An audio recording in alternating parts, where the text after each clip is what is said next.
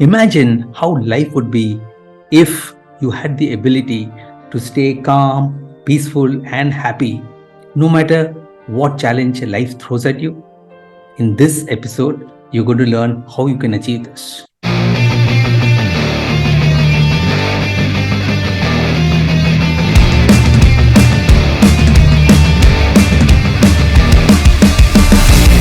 Hi, this is Vasudevan, author of Follow Your Heart, Your Brain is Stupid. This channel is dedicated to those who wish to take charge and to create for themselves a life of freedom, joy, and happiness. We feature snippets, interviews, and stories which you could relate to, introspect, and implement in your life to achieve what you desire.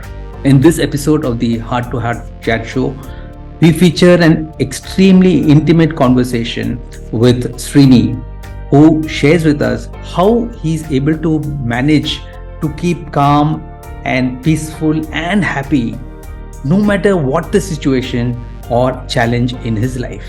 This episode is going to be invaluable to you if you are searching for the secret to be happy all the time. So watch till the very end. So let's jump right into the interview. Welcome to this episode of my chat show, Srini. It's a pleasure having you here, and thank you very much for accepting this invitation. I want to thank you, Vasu. We've been wanting to do this for quite some time. I apologize. I missed out a couple of sessions with you, so I'm glad we could finally do it. Better late than never, right?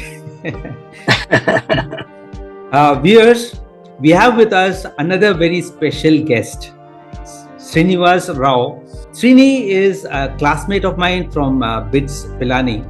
He's more or less settled down in Singapore. He moved to Singapore in 1989 and he's been there for a whopping 34 years now. During my conversations with Srini, I realized that Srini has got a very unique ability to stay happy and calm despite whatever challenges that he had faced. He's never lost his cool. He's always been happy. He never let it affect his life. So that's when I decided that, I have to feature Srini and learn from him his secret of how to maintain that happiness all through. So viewers, whichever part of the world you go to, right, and you ask people, what is that one thing that they all look forward to? Whatever they do, ultimately they want to achieve something. You know what that is? That is happiness. We are all in search of happiness. So if you are one of those who are in search of that ever elusive happiness, watch this episode till the very end, because Srini is going to share with us how, despite all the challenges that he faced, and they were quite a lot, it did not let any of those affect his life or his happiness. You're going to really love this episode. Srini, we're all eagerly looking forward to learning from you how you manage to maintain this happiness, and this is something which all of us want to, right? So over to you. I don't know if people can learn from it, but I'll share my story. Yeah. Okay. And this is my story. I grew up in a very modest family background, what in India called the middle or upper middle class. Grew up in Chennai and went to BITS Pilani, right? And till then, somebody else was setting your goals and setting and making decisions on your behalf. Right. So Pilani is the first time I had to take decisions, right? And then we never reflected on what happiness is. For us, happiness was at that moment. Okay, you get a grade, fine, you're depressed for a short while, and then you bounce back, right? So we always had the thing, and I always tell people, like a ball, right? It bounces back. But then slowly in time you realize that when you put a ball down and it starts bouncing, each subsequent bounce is lower height, right? So you can't live on those momentary. And then a lot of people tell me, oh, happiness is nothing but a moment between two moments of sorrow, or sorrow is just a moment between two moments of happiness. So these sort of things were, was what was the buzzword at that time. And then in 1991, I got married and I had two wonderful sons. And I thought, this is happiness. I had a great job. Everything was nice, right? And I realized that actually what I was doing was, when something was uncomfortable, I was changing the paradigm or the equation to force fit happiness. So I was making structural changes, like I was changing a job because I wasn't happy, right? I was trying to seek happiness externally. I had something else and I was not happy, I'd go. Okay, I would go join a particular club. I'm not happy with that. I move my club. So I was always trying to define happiness on my terms. Okay, and there's always a pursuit of happiness. And then I thought I had everything because I thought that was happiness because I had 2 kids who were in the best of schools, right? And I had a spouse who was going on to do her PhD, right? And I thought, this is more arrogance. Oh, I'm the happiest guy in the world, right? And then boom, one day, my wife came and said, listen, this is over, I need to move on. But she took my children away. Then what I did, I started indulging in self-pity. And I started blaming everybody. And I blamed the gods, I blamed my friends. And to make matters worse, I wanted to start my own business. I went to Uganda, I got kidnapped. Right? So it was like, but I was always looking at blaming others for everything. Right? And then when I came back, after paying a hefty ransom, I came back and then I realized that I have to live for myself. And and everything else, every relationship is an illusion. Then I started, looking at everything and reflecting on my life. And I realized that every time I was trying to seek happiness outside of me, not knowing I was giving control for the happiness to somebody else. It could be my manager, it could be my colleague, it could be my spouse, it could be my children. And I had left the control of my happiness in the hands of others. But then, when I made this structural change in my think, and this is when you and I started talking about the heart and mind, and we started joking about it and all that, it's all at the same time, right? I bounced back with the new version of me. I call it Srini 2.0, right, for lack of any other word. And now I see that everything, okay, if something happens, it happenstance. I don't let it affect me and my happiness.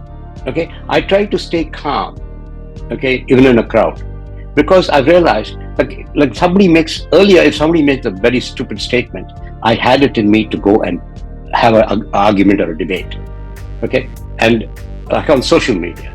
Now I realize that everybody has their opinion. I'm not here to change the world. If I can control and calm myself.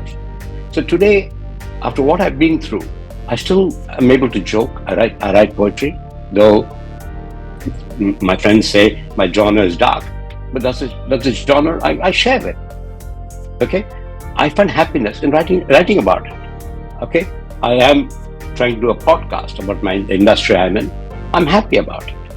Okay, but if the podcast doesn't take off, will it make me sad? No, because my happiness is in making the podcast.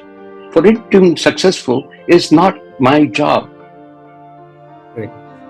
Yeah. It is from the Gita, where you're responsible for your actions, not for the results. Right?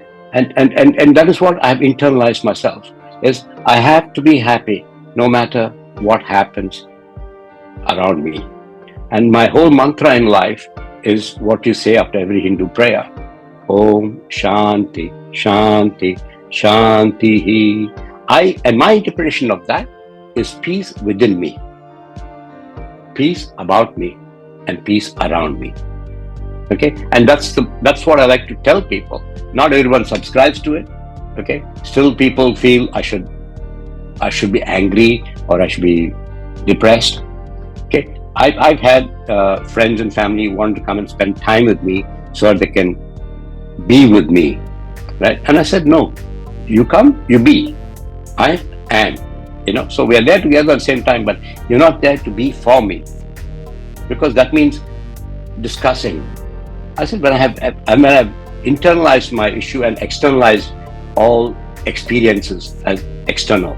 That's why I think today I just went through my medical test, and I except for my slightly overweight, okay. Otherwise, all parameters, I'm perfect. No sugar, no BP, no cholesterol, nothing, right? And I think that comes from happiness and from breathing.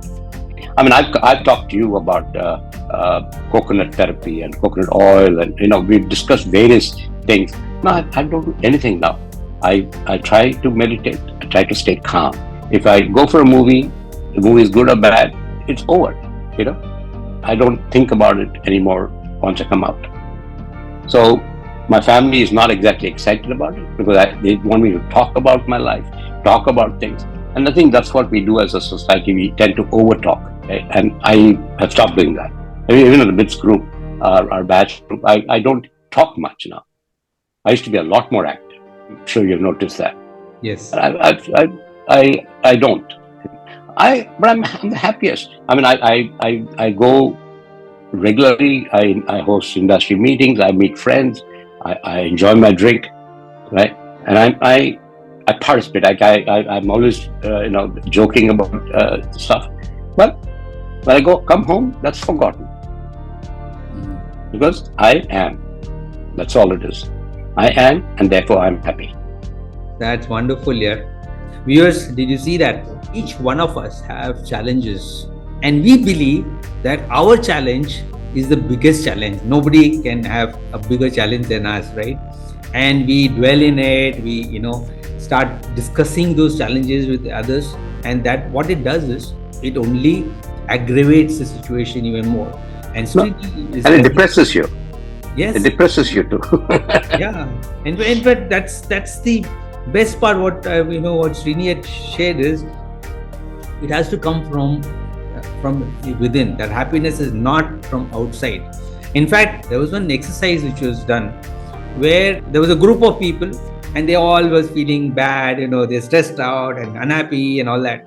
So this master, he said, now what I want you to do is think about what is that biggest cause of unhappiness. So what are you stressed about? What are you feeling extremely unhappy about? What is your biggest problem in life? Share and put it on the table, right? So people went around, they all shared their problems, put it on the table.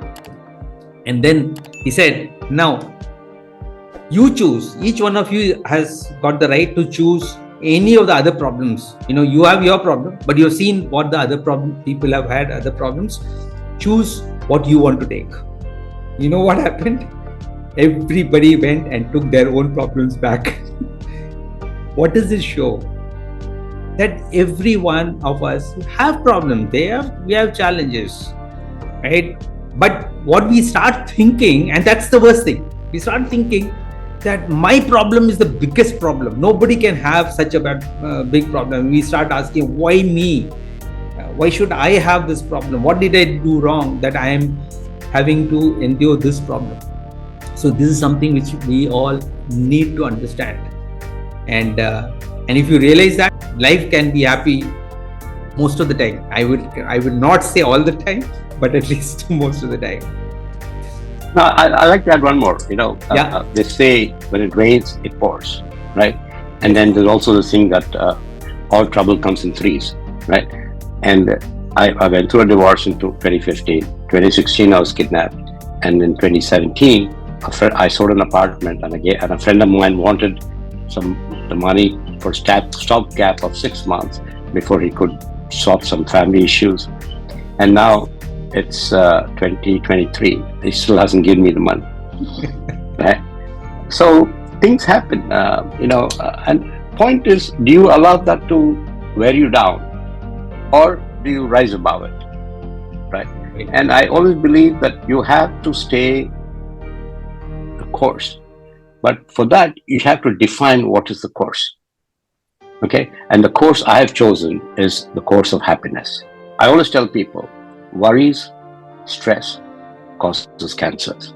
And therefore, if you're happy and you ride over it and you say, okay, this happened, but park it aside. There's a box in which you park it. Don't let it interfere on your main highway. Okay? There's a rest house, you park that there. If it has to happen, it'll happen. I always tell people, look at yourself when you're in school and college. Okay, you feel very depressed or very stressed on the eve of an exam. Well, what happens? The exam comes, you are graded, and it's over. Right. Right? And that's what life is about. You have a problem, okay? You reflect on it. Can I control it? Do I need to control it? How do I control it? And why do I control it? And very often you'll see that you are just there. The problems come and they go. Like someone once said, worrying helps because 99% of the things I worried about never happened. Okay, and that's what made me realize that you stay true to a happiness. People come and go, issues come and go, but your happiness, nobody can steal. Yeah. Very, very true, Srini. This is something that we really don't even realize, and we pass through life worrying, stressing out, and as you rightly said, most of the diseases, most of the body ailments that we undergo, we experience, the source is that worry, that stress, the anxiety manifests in various forms. For some it may manifest in some back pain. For some it may be the cause of cancer also, as you had mentioned, right? Unfortunately, even though most people know it, this is what we are sharing is nothing new, right? What the point that you made, I like that, is that most of the things that we worry about are not true. It never happens, but we keep worrying and stressing about those issues. And because I say we all focus on vitamin F, fear. Yes. Okay, it's called the fear, uncertainty, and doubt. And this is how we feed ourselves. Right. Okay, and if you keep away from that, okay, what's there to fear about? Okay, you will die one day, so what? Right. The certainty is you will die. Uncertainty is you don't know when. Right. Once you understand that and accept that, nothing else is to worry about. Okay, you may lose 100,000 rupees, or you may, or you feel that what's gainfully yours. Like I know people who have siblings have fought because of how the property is distributed in the family. That causes them worries. That causes them anxiety. They don't stop talking to each other. And then people I've seen in associations, somebody wants to go for a committee member, he doesn't get elected, he gets upset. The human mind is, we get upset on the smallest of things. Or somebody gets a raise, you don't get a raise. There are various factors. And the point is, are you happy with what you have? I'm not saying be complacent, but you have to start questioning the basic fundamentals of what are you seeking. Okay, if you got 5% wage rise and somebody else has got 7%, okay, is it worth spoiling your health and your mental peace for that extra 2%? And what does it mean to you? Maybe he needs that 2% more than you at that point in time. It's my attitude to life now. Yeah, it's you're right. It's all about the attitude to life. Srini, if you can share in your journey, you did share some of the huge challenges which I think many of our viewers may not even have, even 20% of those challenges. And you come out and you realize this, and that's the most important thing. We don't realize this in time. Today, if you look at our life, the facilities that we have, the support systems that we have, they're all so much better than what our forefathers had. Yet we are not happy at all. What is the reason that despite all these facilities, mobile phone, this, that, everything, we are still not happy? See, we again, you're focusing on technology. Okay, we have lost our ability to communicate. Okay, we're focusing on materialistic things, but we're not focusing on the basic needs. Okay, we're focusing on, you talked about systems. They're all external. They're all for the deha, for the body, material comforts. Right?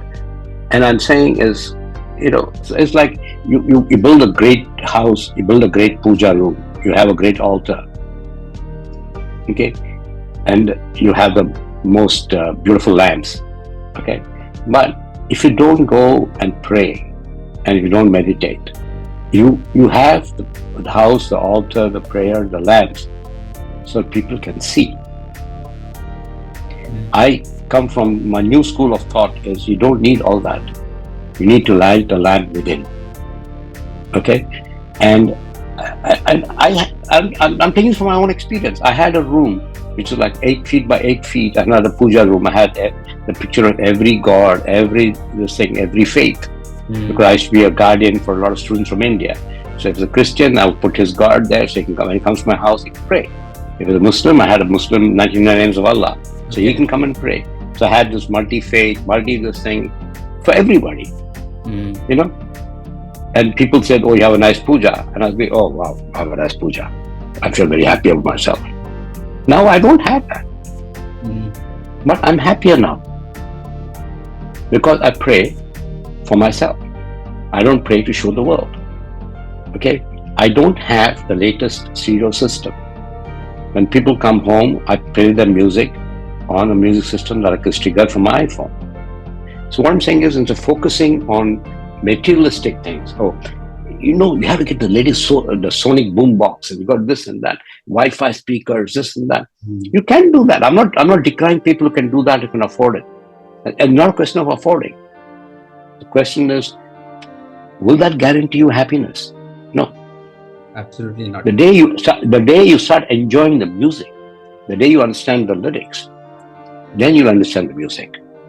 You have to go into the content, right? Not into the hardware, right? So this is how I have differentiated. Earlier I was focusing on the hardware, now I'm focusing on the content. That's a beautiful analogy. Yeah, because we always, link our happiness to material things, to people, to relationships, to the environment, etc. That, in my view, is one of the major reasons that we become unhappy, because we really don't have any control over anybody else except our own self. Even that most people don't have control over. That's the problem, right? No. Again, no. You have control on yourself. It's because we are afraid to take that, to seize it back. Yes. Okay. Because we live in a world of, wo kya samjhega, samaj kya kahega. We have those sort of things. What does society think of us? What does, like take your own children. I mean, my case. Okay, I have given my children. I had a long chat with them. Okay, today we actually communicate. But at one point, they were not communicating. It just worried me a lot. Now, yes, there are moments I slip. Then I have to correct myself. I said, listen, they are leading their lives. They have their own path. And I cannot let that affect me. What I'm saying is, I have a path, and I have chosen that this is how I will be happy. I've redefined what is happiness for me. Okay? You and I have a chat today, we reflect. Right? Yes. But for me, it's over. End of the day, I will not go and text 100 people saying, I did this. When you share the link, I'll say, guys, this is what I shared. How people react to it is not going to bother me. If it helps people, if people want to reach out to me, I'll share my story. Right? So, what I went through is 3 major blows, right? And it was significant. I mean, when I said my friend owes me money, it's not a small amount. It's about 2 CR. Wow. Right? It's a sizable amount. And I still haven't got it, right? Then a judge told me how much my marriage was valued at. So I lost everything. Okay? But I realized that, okay, for some reason I had to do it. Right? So, it's funny. Now I'm able to talk about it. I talk about it. I tell people, like, this is it, right? And every incident in life is, you're going, I always say, I'm on a highway. Sometimes you need to take a bypass route, but you have to go back to where the highway is. Okay? And that's what I try to do. So everything I think is a roadblock, or, like in the Indian context, railway gate. You have to stop, pause for a while, move on. But stay focused on that. That's really, really insightful. Yeah, I'm sure viewers, you would have got a lot of insights from this. And it's all question of your mind. What you think is what you will get. Right. You realize that many of us, we don't even realize it, and we pass through life suffering and struggling and being unhappy, thinking about what happened in the past, worrying about what's going to happen in the future, expecting people to behave the way you want them to behave, which is not going to happen in this lifetime, and attaching your happiness to things which are going to happen in the future. We think, okay, once I get that car, I'll be happy. Once I get that job, I'll be happy. All sorts of things. And this is why happiness eludes us all along. And we reach the end and we'll say, oh God, what happened? I lived my life in the past, thinking about the future, but I did not enjoy the moment, the now. That's the most important. Enjoy every moment that you are having. Don't think about what you don't have. Make the best of what you have. That's something which Srini has done, and this is something which is going to help us in our lives. So I hope you guys found this episode enlightening, and you would be able to apply some of these in your life, right? And I want to leave you guys with a very nice quote, and it goes like this: the key to being happy is knowing you have the power to choose what to accept and what to let go. Lovely quote which I found. Beautiful. Yeah. And apply this in your life. And Srini, thanks a lot for joining me in this. I thank you. Thank you. I hope wonderful learning, and I am also going to apply all this, whatever you have said, in my life. And viewers, please do so. And if you enjoyed this episode, do consider liking, subscribing to this channel, and post your comments. And if you want to learn more, something more, dig deep into the thing, I have shared the link of my book, Follow Your Heart, Your Brain is Stupid, in the description. Go ahead and purchase it and read it. If you love reading, I do love reading, so go ahead and do that. And thanks once again, Srini, for joining us. And viewers, thank you very much for joining us in the chat show today. See you in the next. Bye-bye.